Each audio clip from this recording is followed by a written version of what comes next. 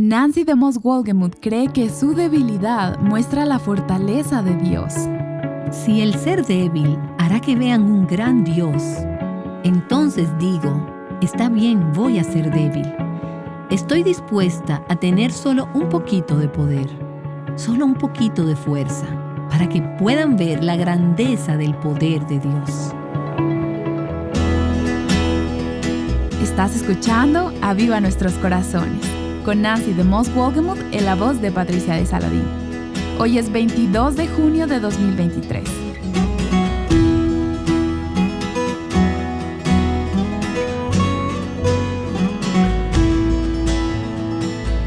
¿Alguna vez te has sentido impotente y solitaria? Bueno, estás en buena compañía. Nancy nos explicará sobre esto mientras continuamos la serie titulada Aliento para Perseverar. Hoy en día la gente tiene muchas ideas sobre lo que hace a una iglesia exitosa. Y tienen muchas ideas diferentes sobre lo que hace a un cristiano, un buen cristiano o un cristiano exitoso. ¿Cuáles son algunas de las cosas que pondrías en esa lista de éxito, entre comillas? Si estás buscando alguna iglesia cercana o quizás podrías preguntar, ¿es esta persona realmente un creyente fiel? Hay diferentes cosas que podrías estar pensando. Podrían ser cosas que se encuentran en la lista de otros, pero en última instancia, realmente no importa lo que otros piensen o lo que nosotros creemos que hace a una iglesia exitosa o a un buen cristiano. Lo que realmente importa es lo que Jesús valora en una iglesia, lo que Jesús está buscando en el corazón de un creyente. Y a menudo la perspectiva terrenal es muy diferente a la perspectiva celestial. La forma en la que solemos medir las cosas, la forma en que medimos el éxito, es a menudo muy diferente de la manera en que Dios lo mide. Vamos a tener una idea más clara a medida que avanzamos en esta serie sobre la carta de Jesús a la iglesia en Filadelfia. Hemos visto que esta es solo una de 2 iglesias de las 7 hacia las que Jesús no tuvo ninguna palabra de reproche, ni una palabra de crítica. Se trata de una iglesia fiel que Él elogia, por lo que nos da algunas ideas de lo que Él considera importante en una iglesia. Sin embargo, cuando pienso en Jesús elogiando a esta iglesia, pienso en lo que sucede a veces cuando la gente nos elogia, cuando nos dan cumplidos, cuando nos dicen que aprecian algo acerca de nosotras. A veces nuestra tendencia es a sentir, bueno, gracias, pero si realmente me conocieras, no dirías eso. Y estoy en un lugar en el ministerio donde realmente soy muy bendecida. Yo recibo el estímulo de mucha gente.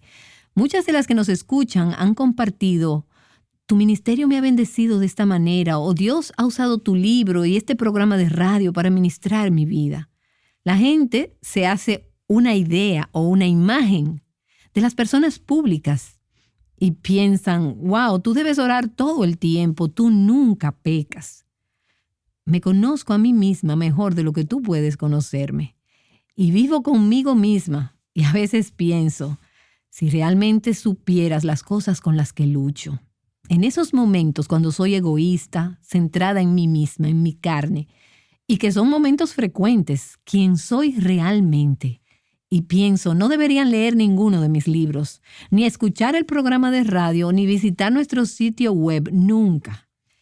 Y lo que me encanta de este pasaje es que el que está dando el elogio a esta iglesia en Filadelfia realmente sabe, realmente los conoce. Es Jesús, Él es el santo, el verdadero. Así que Jesús le dice a esta iglesia, yo conozco tus obras. Mira, he puesto delante de ti una puerta abierta que nadie puede cerrar. Y en el día de hoy vamos a enfocarnos en esta parte del versículo 8 donde dice, porque tienes un poco de poder, has guardado mi palabra y no has negado mi nombre. Tienes un poco de poder. Ahora, estoy usando la versión de las Américas y sé que existen diferentes traducciones que transcriben de manera diferente esa parte del texto, pero creo que esta es una buena traducción de todas las que he podido estudiar. Tienes un poco de poder. Otras traducciones dicen fuerza, tienes poca fuerza. Y es la palabra dunamis en el griego que significa habilidad o capacidad. Ustedes no son unos superhéroes. Tienes poco poder, poca habilidad, poca fuerza, según el mundo la mide. Y Jesús no entra en detalles de lo que él quiere decir con eso, pero creo que hay varias cosas que él pudo haber querido decir. Por ejemplo, esta era una congregación pequeña. Probablemente eran pocos en número, no era una mega iglesia. Probablemente tenían recursos y capacidad limitados, poca riqueza, poco conocimiento, unos cuantos dones y habilidades. La gente en esta iglesia era probablemente, en su mayoría, de una posición social humilde, probablemente en su mayoría de clase baja, sirvientes, esclavos, personas que no tendrían mucha estima a los ojos del mundo.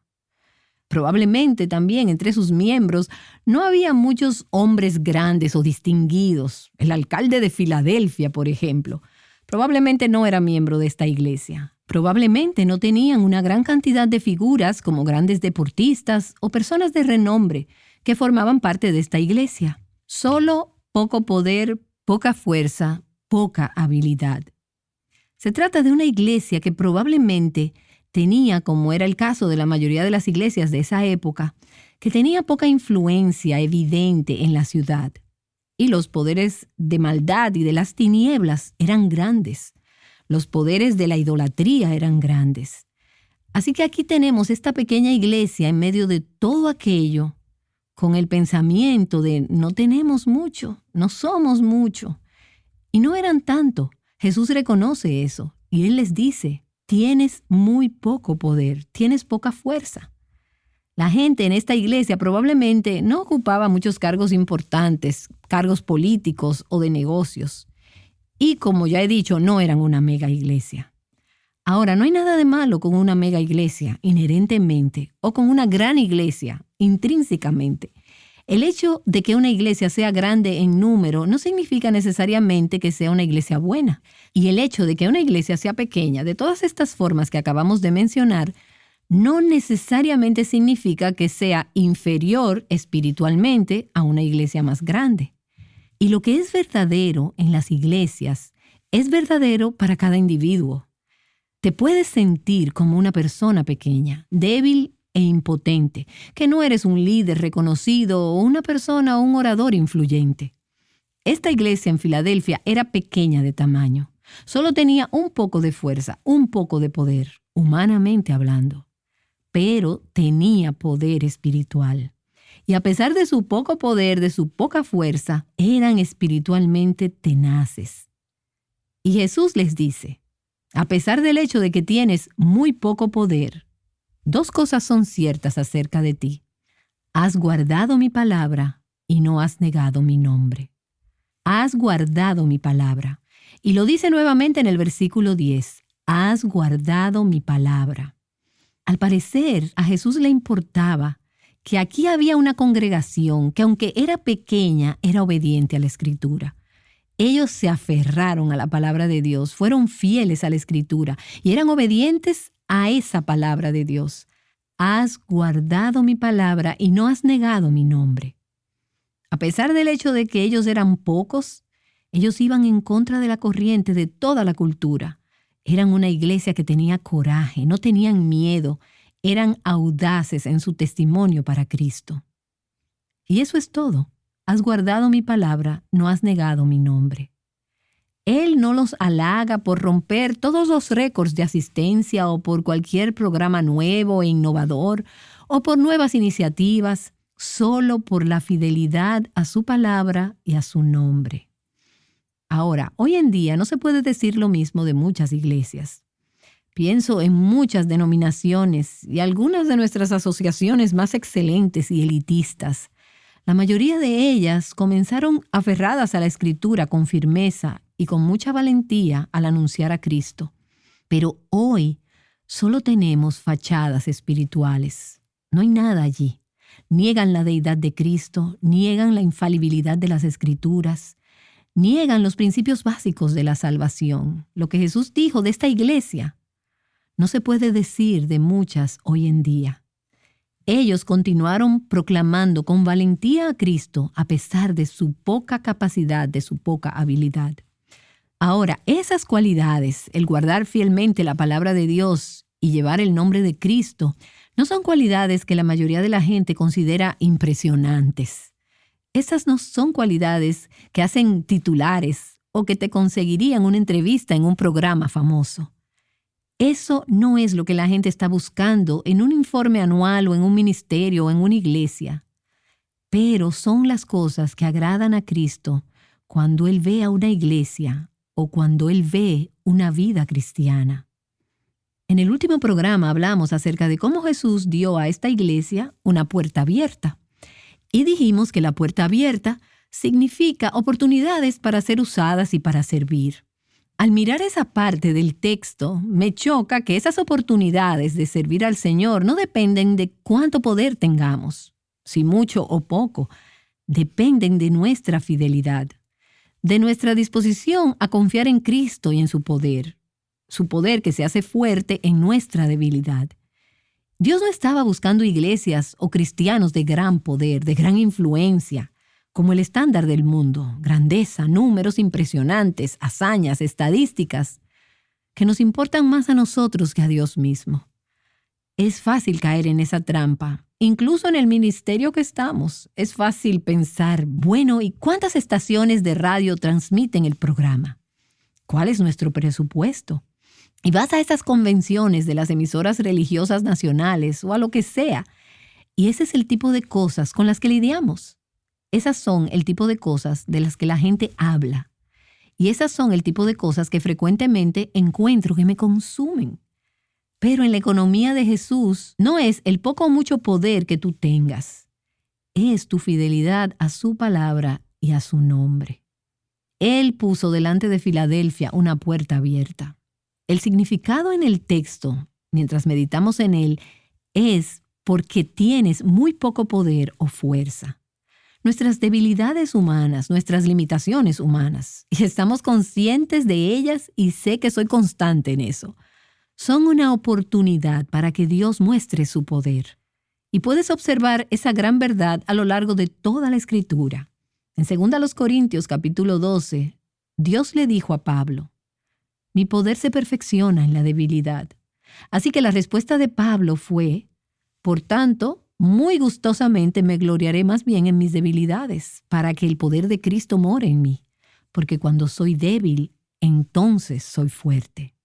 Y el mismo Pablo dice a los Corintios en 1 Corintios capítulo 1, pues considerad, hermanos, vuestro llamamiento. No hubo muchos sabios conforme a la carne, ni muchos poderosos, ni muchos nobles, sino que Dios ha escogido lo necio del mundo para avergonzar a los sabios, y Dios ha escogido lo débil del mundo para avergonzar a lo que es fuerte, y lo vil y lo despreciado del mundo ha escogido Dios, lo que no es, para anular lo que es, para que nadie se jacte delante de Dios.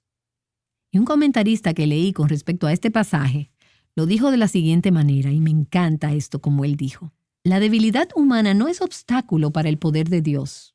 De lo contrario, proporciona el escenario para la manifestación y la magnificación del poder de Dios. Ahora, este pasaje va a decirnos que esa fe y que la fidelidad, a pesar de su poca fuerza y de su poco poder, fueron reivindicados y recompensados. Y vemos eso a medida que llegamos al versículo 9. He aquí, yo entregaré a aquellos de la sinagoga de Satanás que se dicen ser judíos y no lo son, sino que mienten. He aquí, yo haré que vengan y se postren a tus pies y sepan que yo te he amado. Quiero que notemos que donde quiera que haya puertas abiertas, habrá oposición. Lo mencionamos en un programa anterior. El apóstol Pablo en 1 Corintios, capítulo 16, dijo, una gran oportunidad para un trabajo eficaz ha abierto para mí, y muchos son los adversarios. Siempre habrá esfuerzos para cerrar la puerta de utilidad que Cristo abre. Y eso es lo que estaba sucediendo en Filadelfia. En Filadelfia, al igual que con la iglesia en Esmirna que vimos hace unas semanas, había oposición por parte de la comunidad judía. Ellos eran hostiles, la comunidad judía era hostil hacia los gentiles porque creían que los gentiles no eran el pueblo escogido de Dios. Y también eran hostiles hacia los judíos convertidos que habían depositado su fe en Cristo. Ellos creían que no tenían ninguna parte en la verdad. Así que estaban diciéndole a estos cristianos, ustedes no son realmente el pueblo de Dios. Y ellos excomulgaban a estos creyentes judíos. Así que estos creyentes judíos fueron rechazados por los hombres, pero fueron aceptados por Dios. Esta sinagoga judía local había rechazado al Mesías. Y es por eso que se le llama una sinagoga de Satanás. Ahora, imagínate estar en esta ciudad donde tú creciste, en la sinagoga, y estos judíos, los líderes, fue con los que creciste y aprendiste a respetarlos. Son como nuestros pastores hoy en día, o los rabinos, las personas en autoridad. Ahora Jesús los está llamando una sinagoga de Satanás. Y ese es un lenguaje bastante fuerte. ¿Y qué significa eso? Eso significa que la sinagoga no estaba siendo dirigida por Dios, como estos judíos afirmaban, sino que quien realmente estaba dirigiendo esta sinagoga era Satanás. Y ese nombre, Satanás, significa adversario. Satanás se opone a la obra del Evangelio y a la obra de Cristo por medio de los judíos que se oponían a esta iglesia. Y Jesús les está diciendo aquí, ellos dicen ser los verdaderos judíos, y de hecho son judíos étnicamente, legalmente y ceremonialmente. Pero en realidad no son judíos espiritualmente. Ellos son judíos solo de nombre. Y es por eso que Él les está diciendo, ellos mienten, ellos afirman ser los verdaderos judíos, pero no son verdaderos judíos espiritualmente. Y la promesa de Cristo a esta pequeña iglesia fiel, que está atrapada en medio de toda esta situación, es que un día las cosas se van a invertir. Ellos han sido expulsados, pero un día estos grandes adversarios vendrán a postrarse delante de sus pies y honrarán a aquellos que una vez persiguieron. Y tal vez estos opositores en realidad vendrán a la fe. En Romanos capítulo 11, de hecho, nos dice que en los últimos días habrá un gran número de judíos que serán convertidos a la fe en Jesucristo. Los que se te oponen un día vendrán y se postrarán delante de tus pies y reconocerán que realmente me perteneces a mí.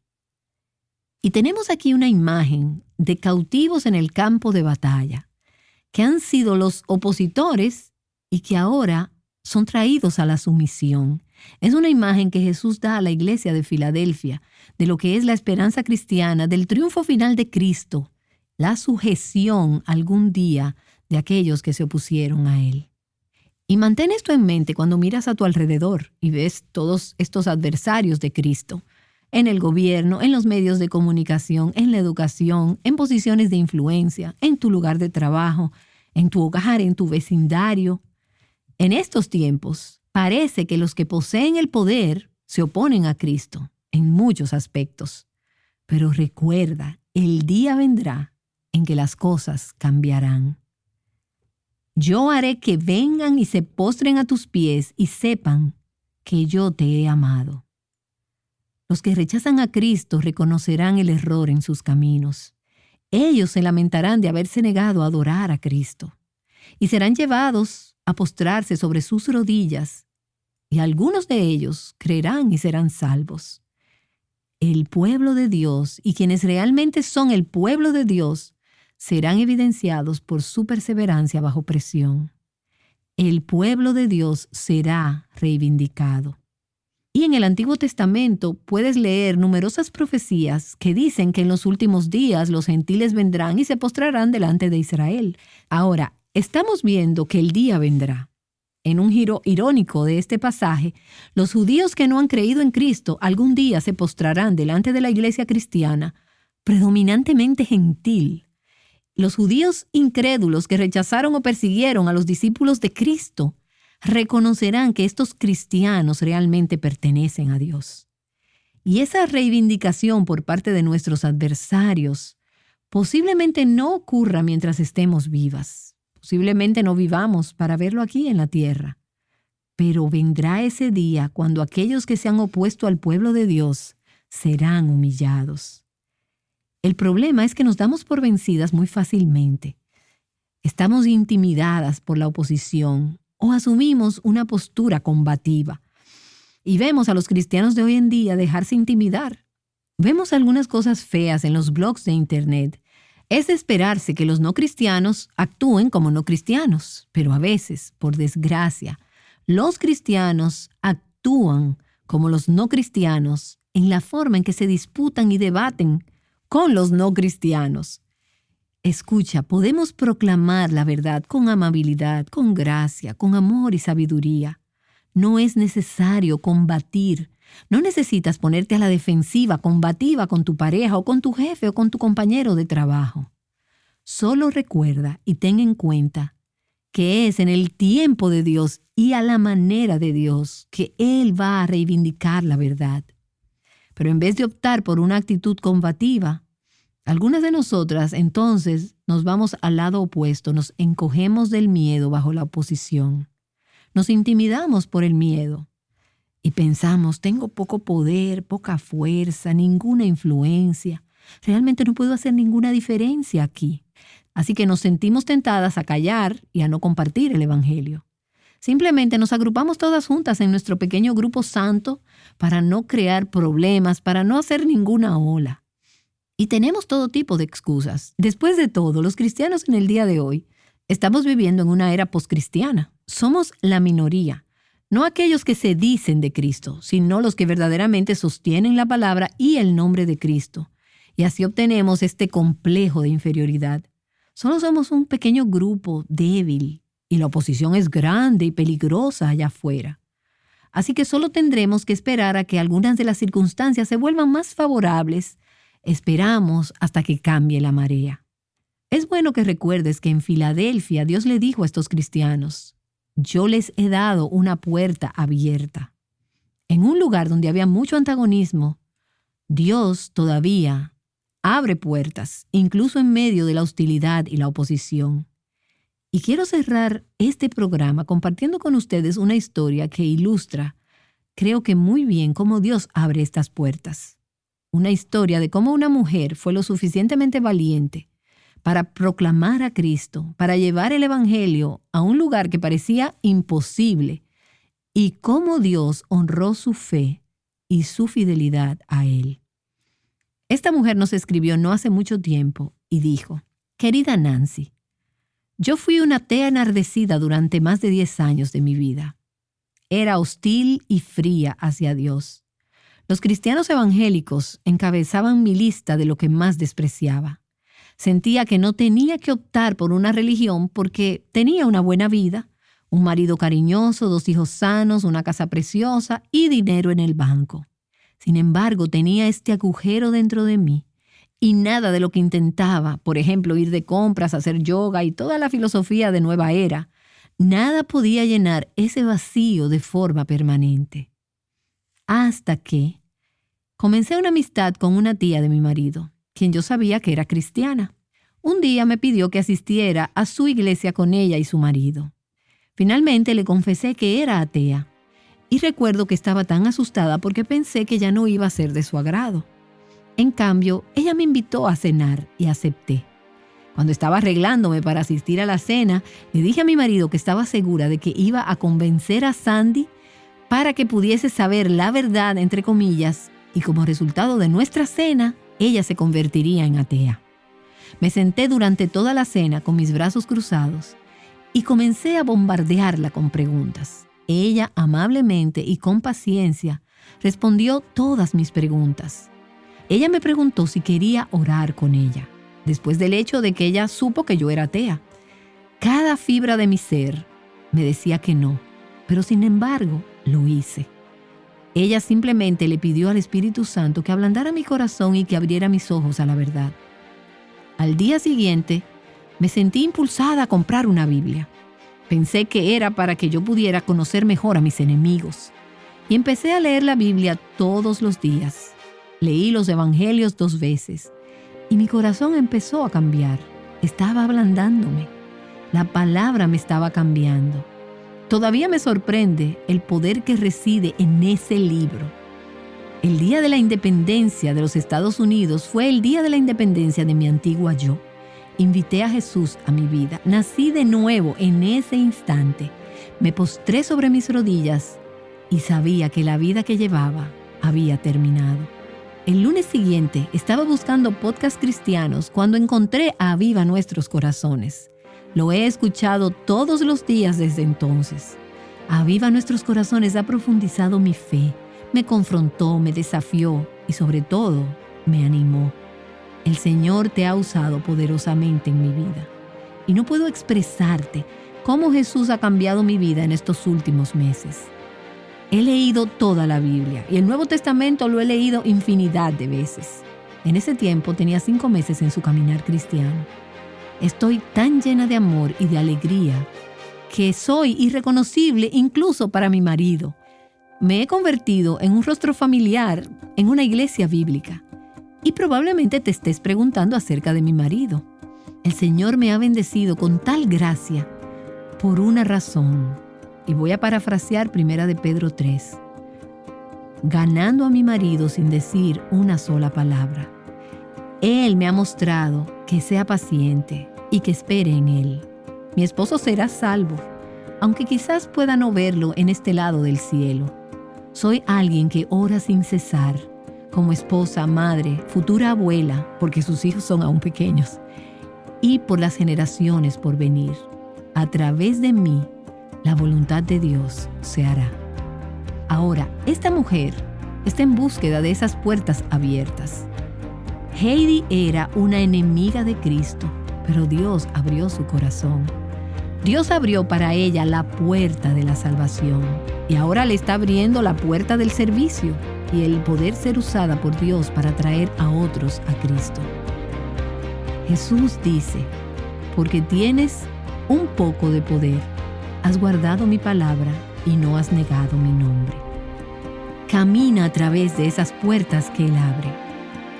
Y entonces ve cómo en el tiempo de Dios y en los caminos de Dios, incluso los adversarios de Cristo vienen a postrarse a los pies de Cristo y a reconocer que Él es el Señor. Nancy DeMoss Wolgemuth ha compartido palabras de vida a cualquier persona que se siente impotente el día de hoy. ¿Sabías que hay un gran poder en la gratitud? Esto es lo que Nancy dice en el primer capítulo de uno de sus libros. El capítulo se titula El poder de la gratitud y este capítulo pertenece al libro Sea agradecido. Este libro te mostrará por qué la gratitud es tan importante y te enseñará cómo liberar el poder de la gratitud en tu vida. Incluye también una guía devocional de 30 días, perfecto para tus tiempos de quietud. Puedes obtener tu copia de este recurso en tu librería cristiana favorita o a través de la transcripción de este episodio en nuestra página web avivanuestroscorazones.com.